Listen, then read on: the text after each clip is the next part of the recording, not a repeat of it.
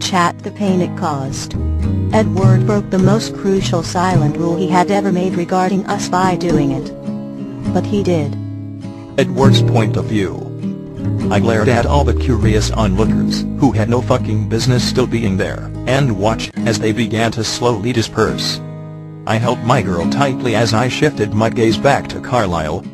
"She's injured," I informed him, feeling really fucking pissed at that fact, and impatient to find the person responsible for causing her such agony. Carlisle glanced towards Esme, who stood beside him, gaping at the scene in front of her as I held Bella to my body. "Esme, I need consent for an examination," he asked her softly. My vision turned red at the thought of it. "I won't let you fucking touch her," I snapped at Carlisle with narrowed eyes. Esme, Alice, and Carlisle all blanched at my harsh tone, and looked at me in shock with wide eyes. I don't know why they were all so fucking shocked. It was obvious that it would only make shit worse. Carlisle didn't look offended in the least. "That's fine. I'm sure you can help me," he asked with a raised eyebrow at first me, then Esme. I nodded at him with pursed lips. I didn't know how much help I would be, but I would sure as fuck do my best. Esme cleared her throat daintily, a stark contrast to our earlier confrontation, and nodded her head at him.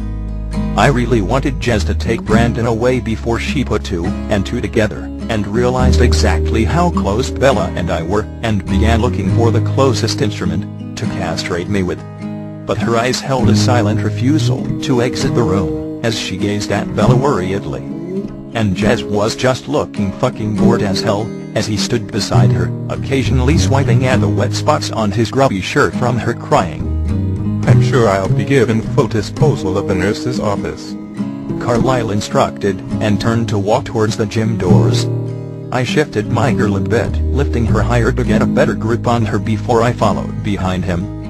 Esme and Brandon flanked me, standing on their toes and taking glances at Bella's bloody face beside my neck with grimaces and hisses. I held her firmly as we crossed the quad to the administrative offices, where the nurse's office was located. She was still fucking limp in my arms, but her breathing had returned to normal. The nurse stood at the door as we entered. She probably wanted to help. And I'm sure that my girl would have been losing out on some really fucking exquisite community college nursing care by me telling her to leave, but I didn't know if my girl would want anyone but me touching her yet. Not even a woman. So I told her so. Fuck off. I spat at her as I entered the office. She glared at me and closed the door behind the six of us a little louder than entirely fucking necessary. Carlisle stood by the bed, looking at me all disapproving, but I could hardly find it in myself to give a shit.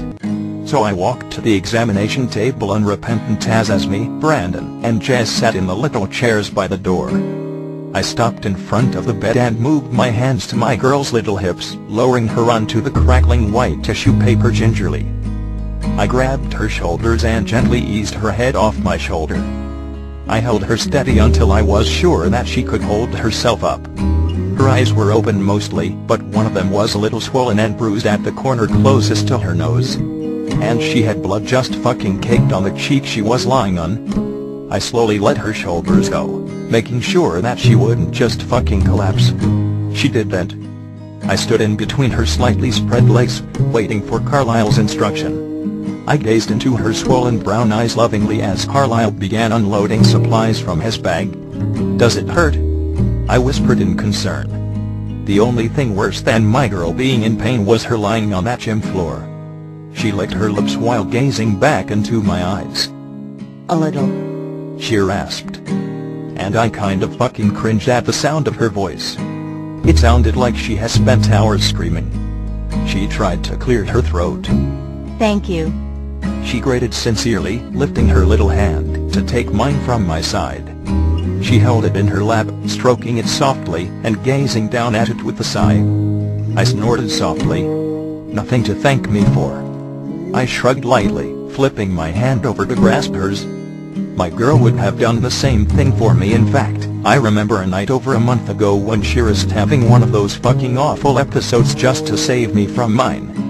She smiled down at our hands, and then lifted her gaze to the chairs by the door. She darted them back to meet my gaze quickly. and then we were having a silent conversation. One meant only for the two of us. My girl was worried about everyone seeing us being so fucking casual with each other. I could tell by the way she hesitantly gripped my hand, and warily looked at the people behind me. I wanted to fucking snort at her. Who the fuck cares now? I sure as hell didn't. So I rolled my eyes at her, and held her hand tighter, loving the way she fucking smiled a little about the whole thing. I heard Carlisle clear his throat, so I reluctantly tore my gaze away from my girl.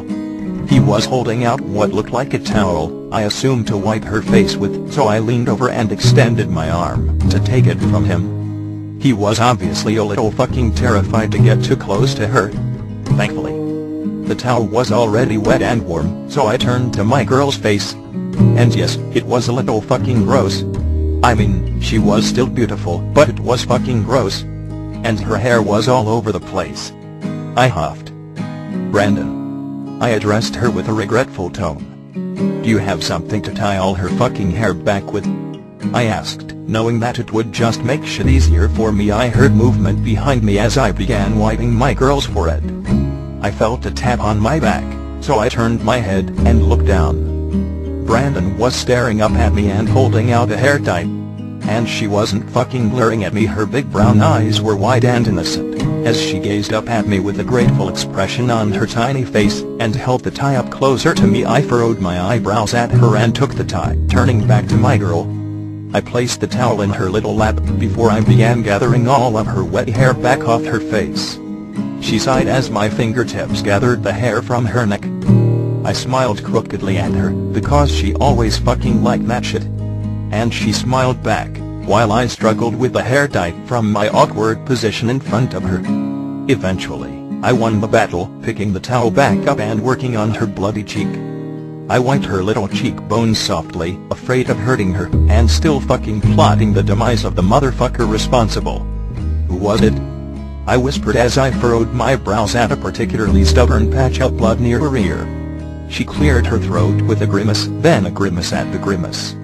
"James," she rasped. And I fucking balled my fist into that towel as I fought to remain gentle with her and nodded. Now the motherfucker had a name. And a face. And I was going to fucking break it. "It was an accident, Edward," she croaked knowingly. "Yep, accidents happen." I smirked in a suggestive tone. I could make plenty of fucking accidents happen. There were stairs in this town somewhere. She shook her head against my ministrations. "No, promise me," she rasped. And I fucking snorted at her, because I couldn't make any promises where his well-being was concerned. She reached up and grabbed my hand. I leaned back to look in her eyes. "Please," she pleaded hoarsely. And the look in her eyes when she said it made me groan quietly. Because I could never say no to that shit. I huffed again. "Fine," I growled. But she was still staring at me with that pleading expression. I rolled my fucking eyes. "I promise," I added with raised eyebrows. She nodded, and finally let my arm go. "So, As me started from across the room. do you know Bella well, Edward?" she asked in a tone that suggested that she already fucking knew the answer, but wanted me to say it aloud anyways. I didn't take my attention away from the blood on my girl's cheek. "Yes," I answered honestly, not wanting to lead to ask me since she had gained a whole shitload of my undying respect from the gym incident.